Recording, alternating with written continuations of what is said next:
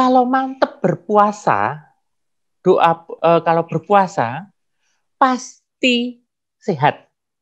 Yang satu yang harus diingat adalah jangan ragu. Kalau merasa yakin, karena aduh ini aku ibadah untuk Tuhan, aku mau nyari Tuhan, pasti ada mujizat. Sehingga mantapkan hati, Bapak Ibu semua. Jangan takut dulu. Aduh, aku pengen puasa, tapi nanti kalau mahnya berat gimana? Jangan. Pasti nanti kumat mahnya. Yang pertama, jangan menahan kesehatan Bapak Ibu Saudara dengan takut puasa. Puasalah dengan keyakinan pasti malah diberi Tuhan kesehatan. Sehingga yang dilakukan adalah satu, yakin sehat. Yang kedua, untuk puasa secara muslim, sahurnya adalah waktunya harus panjang. Ada tuh yang sahur hanya waktu 1 menit karena telat bangun, itu nggak boleh. Karena saat itu nanti mesti minum berlebihan, makan berlebihan perutnya sakit, atau malah kurang makan. Atau malah nggak sahur, itu nanti akan mengganggu puasanya. Sehingga sahurnya waktunya yang panjang, sehingga nanti waktu makan bisa pelan-pelan sambil mengucapkan syukur untuk makasih Tuhan ada makanan. Munyahnya bisa 30 kali. Minumnya bisa setengah gelas, sehingga perut tidak langsung penuh. Dan setelah itu, nikmat. Kalau memang butuh obat, maka saat sahur diberi obat yang diberikan oleh dokter konsultan gastroenterologinya.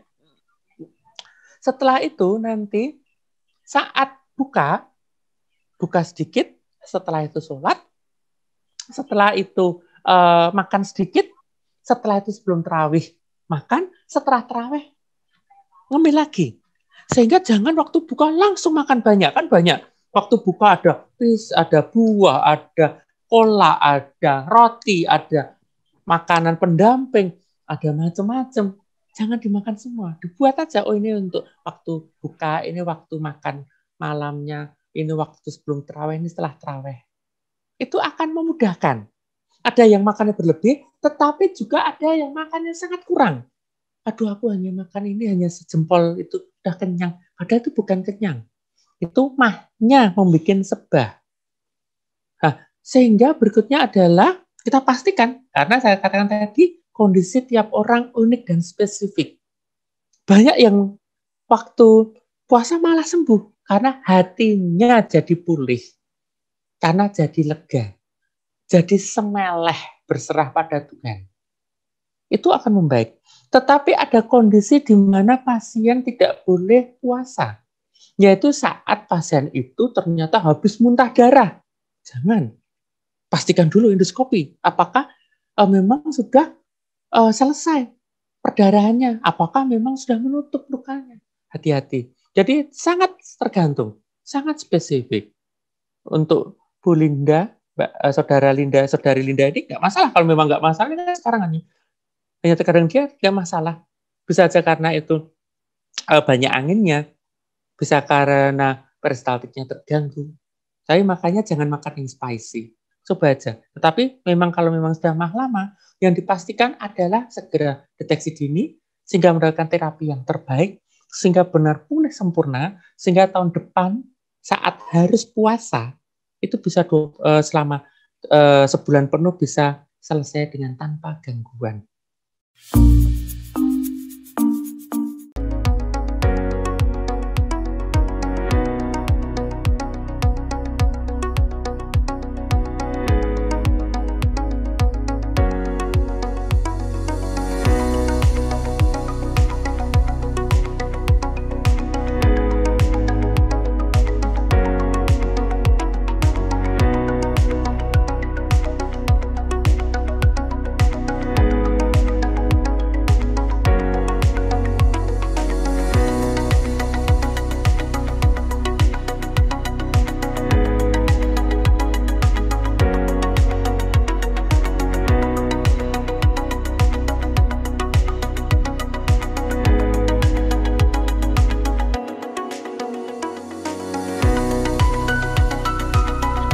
Jadi yang pertama, seperti tadi diterangkan, kalau makan minum harus sedikit per 3 jam. Jadi kalau minum tidak perlu langsung 1 botol, selesai. 2 gelas nggak boleh, kan ada yang ngajari. Dulu ada yang ngajari hidroterapi langsung 2 gelas 2 liter pagi, tidak boleh. itu nanti akan sebah di perut sehingga karena kapasitas lambung itu hanya sedikit. Begitu langsung banyak, maka itu menekan lambungnya sehingga tertekan malah bisa sampai muntah ataupun nanti memudahkan untuk GERD. Jadi yang dilakukan ya jangan minum langsung banyak, dikit-dikit, maksimal 2,5 liter.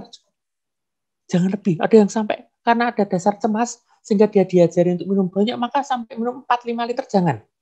Itu nggak boleh. Karena itu malah darahnya encer, malah lambungnya jadi sakit. Yang kedua, bolehkah berolahraga ketika berita mah akut? Jalan-jalan. Banyak orang yang saat mah itu malah tiduran, semakin sakit. Dan saat umpamanya rasanya tidak nyaman di perut sebah, berdiri, ambil napas dalam, buang dan jalan-jalan. Dan ucap ke surah ini hanya mah pasti sembuh. Kadang-kadang lupa jalan. Sehingga gasnya malah penuh. Jalan-jalan aja. Malah itu nanti lebih nyaman. Tetapi untuk seperti fitness gitu ya jangan dulu. Perbaiki lambungnya dulu, tapi stretching boleh sekali. Tetapi jangan seperti yoga yang terbalik. Kalau yoga terbalik, asam lambungnya akan seperti botol dituang, itu akan membalik ke atas. Jangan body language dulu. Body language nanti berusaha mengecilkan perut, malah lambungnya tertekan, nanti malah asam lambungnya keluar ke atas, tertekan sampai ke dada. Jangan sit up dulu, tetapi jogging atau jalan-jalan dulu sambil stretching itu boleh sekali, sehingga akan membantu. Setelah itu tergantung olahraganya. Olahraga pagi silakan, tidak akan gangguan. Tetapi olahraga bisa membuat mah bila overtraining itu bisa sekali. Banyak kejadian, lari berlebihan, sepeda berlebihan. Sepeda banyak yang sakit mahnya karena dia menunduk. Berapa sepeda posisi menunduk sehingga perutnya tertekan. Itu kejadian. Jadi hati-hati. Sehingga setiap orang akan spesifik tergantung jenis olahraganya, tergantung kondisi mahnya seperti apa. Ya, gitu. Olahraga di masa puasa, lakukan aja. Jadi bertahap. Kalau hari pertama ya nggak usah. Hari kedua mulai 5 menit, 10, 15, sampai setengah jam. Pagi aja biar bugar atau sebelum takjilan. Sehingga nanti kalau haus, tinggal minum. Keuntungannya apa? Bila saat puasa pun bisa olahraga, bayangkan setelah puasa olahraganya sehebat apa. Itu akan membantu. Tetapi yang kita butuhkan bukan puasa heboh. Bukan olahraga yang heboh. Tetapi olahraganya pelan-pelan. Pelan-pelan, bertambah. Kalau nggak kuat ya berhenti, dikurangi. Jadi sesuai kondisi tubuhnya. Tetapi jangan banyak yang kejadian karena puasa maka tidak olahraga, tahu-tahu setelah Lebaran berat badannya naik, meningkat sekali.